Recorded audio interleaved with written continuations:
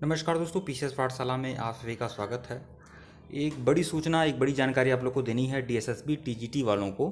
DSSB TGT में जिन लोगों ने भी अप्लाई किया हुआ है, अभी हाल ही में परीक्षा हुआ है उसका, कुछ सब्जेक्ट का पेपर हुआ है और कुछ सब्जेक्ट का बाकी है, धीरे धीरे हो रहा है। 10 अक्टूबर तक मेल और फीमेल सबका डीएसएसबी टीजीटी का हर सब्जेक्ट का पेपर हो जाएगा संभवतः।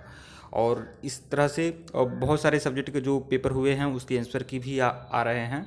तो उस तरह से लोग मिला भी रहे हैं आंसर की से, लेकिन आंसर की भी संतोषजनक नहीं है। जैसा कि डीएसएसबी करता है, वो अपनी वाली आंसर की जारी करता है, मतलब उसके अनुसार जो प्रश्न सही हैं वह बता देता है, लेकिन जो विद्यार्थी ने किया है, जो प्रतियोगी ने किया है, उसकी जानकारी नहीं मिल पाती है। तो लोग यह जानकारी प्राप्त कर लेते हैं कि 100 क्वेश्चन है तो 100 क्वेश्चन में कौन कौन सा मतलब किस प्रश्न का उत्तर क्या है, बस ये जानकारी मिलती है। लेकिन उसने क्या किया है यह जानकारी नहीं मिलती है।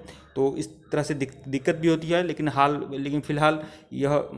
फ़िलहाल पूरी तरह से मतलब अच्छा यही रहता है कि वो लोग हमेशा रिजल्ट का ही इंतजार कर रहे हैं कि रिजल्ट आने के बाद ही सही जानकारी मिल पाती है, क्योंकि आंसर की से लोग मिला नहीं पाते हैं सही से।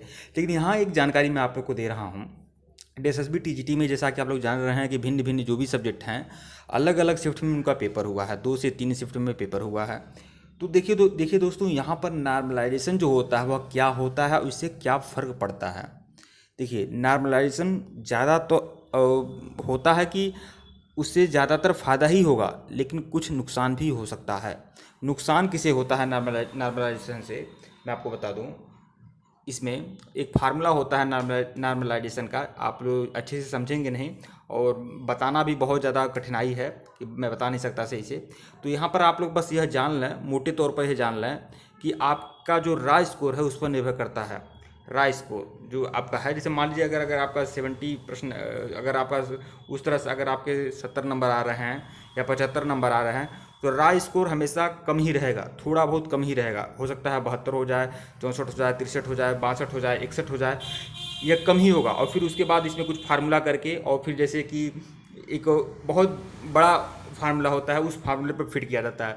तो बस यह जानना कि नॉर्मलाइजेशन सिर्फ नुकसान ज़्यादातर उन लोगों का होता है जो लोग ज़्यादातर मात्रा में गलत करते हैं। क्योंकि आप ज़्यादातर मात्रा में अगर आप प्रश्न का उत्तर गलत दे रहे हैं तो राय स्कोर आपका कम होने लगता है, धीरे धीरे कम होने लगता है। जैसे किसी ने अगर मान लीजिए 150 प्रश्न अटेम्प्ट कर दिया है, लेकिन 150 में से 100 प्रश्न उसके सही हैं, 50 प्रश्न उसके गलत हो जा रहे हैं, तो इस तरह से राय स्कोर बहुत कम हो जाएगा आपका। बहुत जो मान लीजिए जो प्रश्न जो आपके आ भी रहे हैं, जो उस तरह से जो भी, जैसे मान लीजिए उस तरह आपका 80 नंबर से हो जा रहा है, मान लीजिए वैसे हो जा रहा है, तो उससे भी आपका कम हो जाएगा। यह बात आप जान लें। तो राय स्कोर हमेशा कम हो जाता है, और राय स्कोर कम इस पर निर्भर कर रहा है कि आप के ज़्यादा जितना मात्रा में आप गलत कराएं। इसीलिए आप कम से कम गलत करिए, जो प्रश्न आ रहा है पूरी तरह से वह सही करिए, रिस्क कम लीजिए, क्योंकि आपकी जितने मात्रा में प्रश्न गलत होंगे आपका राय स्कोर कम हो जाएगा, और जब राय स्कोर कम हो जाएगा तो फिर आपका हो सकता है नंबर कम हो जाए। तो यह बात आप जान लें। और इससे अधिकतम फ़ायदा ही होता है। जैसे मान लीजिए 100 बच्चे हैं तो 80% लोगों का फ़ायदा ही होगा, लेकिन 10, 15, 20% लोगों का घाटा ही होता है नॉर्मलाइजेशन से। यह बात आप जान लें। तो देखिए, आइए मैं बता दे रहा हूँ। देखिए, ये नॉर्मलाइजेशन का सूत्र होता है, इसमें मैं आप लोग को सही तरीके से बता रहा हूँ। जैसे मान लीजिए 3 शिफ्ट में पेपर हुआ, जैसे मान लीजिए सोशल साइंस का 3 शिफ्ट में पेपर हुआ, 3 शिफ्ट में पेपर हुआ। तो पहले शिफ्ट का जो औसत होगा, पहले शिफ्ट के जितने भी बच्चे हैं उनके अंकों का औसत, जैसे मान उनके अंकों का औसत हो गया 60। दूसरे शिफ्ट वाले जो बच्चे हैं इनके अंकों का औसत हो गया 50, और तीसरे शिफ्ट वाले जो बच्चे हैं इनके अंकों का औसत हो गया 65। तो इस तरह से अंकों का औसत भी लिया जाता है। मतलब पहले शिफ्ट के जो भी बच्चे हैं उनके अंकों का औसत, और फिर पहले शिफ्ट के जो टॉप मतलब 0.1% का भी औसत लिया जाता है। मतलब 1000 में एक बच्चे को सिलेक्ट किया जाता है। इस तरह से जितना भी हो 1000 में एक बच्चे को सिलेक्ट किया जाता है, और उनके टॉप 10 का भी औसत, और इस तरह से फार्मूले में फिट किया जाता है। यहाँ पर देखिए फार्मूला है, इस फार्मूले में फिट किया जाता है। इतना लंबा चौड़ा फार्मूला होता है, इसमें फिट किया जाता है। तो यहाँ पर आप लोग देख लीजिए, यहाँ पर जो आपका यहाँ पर राय स्कोर, ये आपका राय स्कोर ही है, और राय स्कोर में से इतने घटाते हैं। तो राय स्कोर जितना ज़्यादा रहेगा उतना ही आपका फ़ायदा रहेगा, लेकिन राय स्कोर जितना कम रहेगा तो उस हिसाब से यहाँ पर कम हो जाएगा। तो यह बात आप जान लें। मतलब मैं अगर आसानी स्तर पे बताऊं, एकदम आसान भाषा में समझाऊं, तो यह बात आप जान लें कि आपका नॉर्मलाइजेशन से नुकसान उन लोग का होता है जो ज़्यादातर मात्रा में गलत कर देते हैं प्रश्न।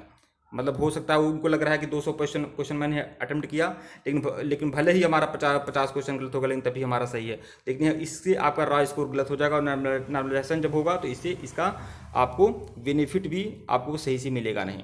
तो एक आसान भाषा में बस यही समझिए, हालांकि इसमें कठिनाई है समझाना और समझना।